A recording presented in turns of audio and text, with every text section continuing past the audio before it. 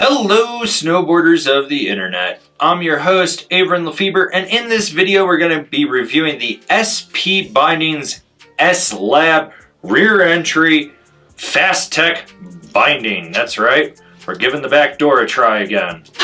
I rode this binding at Arapahoe Basin on an overcast high visibility day. There was 4 inches of heavy pow to light pow in spots. There was creamy groomers, chunder, ice. It was kind of just a mix of everything in the spring, and I rode it on my K2 Cool Bean with my K2 Thraxis boots.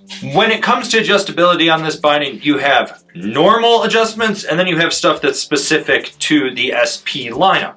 So what you have for normal is you have these flip cams. So what you have for normal adjustments are these flip cams on the toe and the heel. You flip them up, you slide the strap forward or backwards to help center it on there. You have a screw placement on the side here for 2 placements for your toe strap. And then you get into the more technical adjustments on this binding. So for the cable, you have 3 placements right there. That will help with the tension, as well as this little dial on the forward lean right here. That will also dial in the tension. On the heel strap, you have a little bit of a slide track with the heel cup and stuff in there, so you can kind of move that around to push it out, pull it back. It gives you a little bit of adjustability to help center it in there. Yeah, so that's it with the adjustments on this thing. Little more detailed, little more to get it dialed in with that folding down high back, but it's pretty straightforward. I thought it was going to take me longer to adjust this to get it dialed in. I literally spent less time dialing this in than the last set of Rome bindings I set up. And then when I got to the mountain, I just had to recenter the strap by playing with the ratchets on it, and that was it. Here's the thing with these straps. If this was 2005, these would have been high-end. In 2021, not so much. These are EVA foam with a little bit of harder plastic rubber around them. And you also have stitching on there as well, so these will stretch a little bit as they break in. Overall, they do their job well for this type of binding, but I noticed that I had to tweak it a little bit just to avoid pinch points. The toe strap, that cutout could be a little bit bigger to fit more boot shapes. It fit mine fine. It did feel secure, so I didn't have to worry about that. I think if you had more of a blunted out shape of a boot, you might have some issues with it. I've got more of a snub nose where it's a little bit pointier. It fit fine in there. They do their job. It's just in this day and age with modern materials and stuff, they're dated. They are. And you can see that in them. Here's the thing about the ratchets on this binding. They're designed to help with micro adjustments after you've dialed everything in.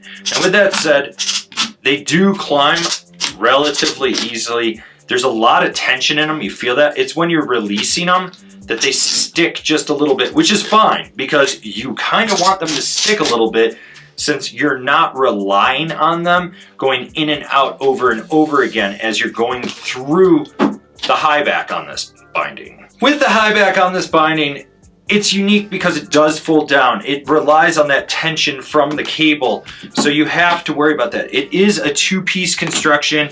In there is you have this metal heel cup and then this plastic section. I will say that overall, this is a really soft high back. It's probably one of the more jibby soft ones that I've used, and with that cable system and how it folds down, you end up with a lot of play in it. It makes it a little bit more surfy when you push into it. There's not a lot of power with this model. I'm assuming with the stiffer ones there is, but with this one, you lose some of that power and drive into it. So here's the thing about the flex with this binding. You have a lot of lateral play between the straps being softer, that cable having give, that softer high back, but underfoot, you've got an aluminum disc and it's big.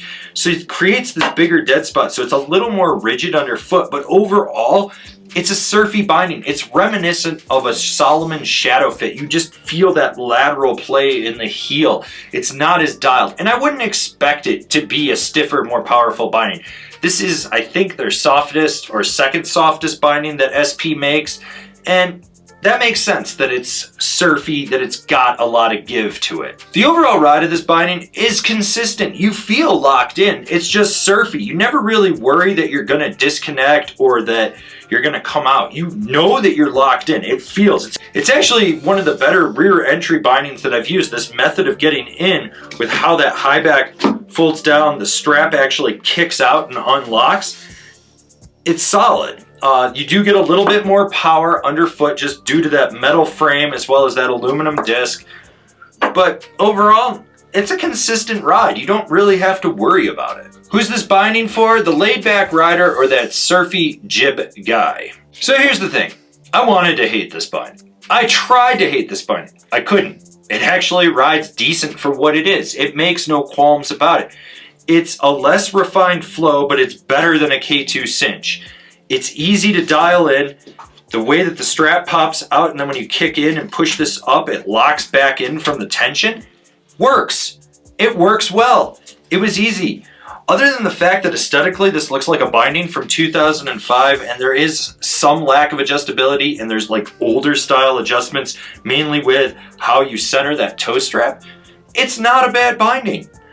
I mean, it's a little too soft for me. I wish I'd ridden something that was a little more all mountain freestyle with a little bit more rigidness and a little bit more power into it. I can't fault it. Fast Tech works. It works. I mean, they're not bad. They're not great. There are people that are going to like it. I think it works easier than a cinch. It's easier to dial in than a flow, but it's not as refined as I've already said. Comparable bindings, the Flow Fuse Hybrid, the Solomon Hologram, the Flux TT. This has been my review of the SP sLab 1 binding. Do you agree? Do you disagree? Do you own a pair? Are you going to buy a pair? Leave me a comment down below. Let's have a conversation about this binding. If you're new here, remember to subscribe, click the bell, get those notifications. That way you're not missing any of the videos we got coming out for all you snowboarders of the internet. And if you really like what we're doing over here and you want to support us further, swing on over to Angry Snowboarder VIP and become a member. Sure, I could tell you more here, but I got a video over there that explains it so much better. As always, I've been your host, Avran LeFeber, and I'll see you in another video.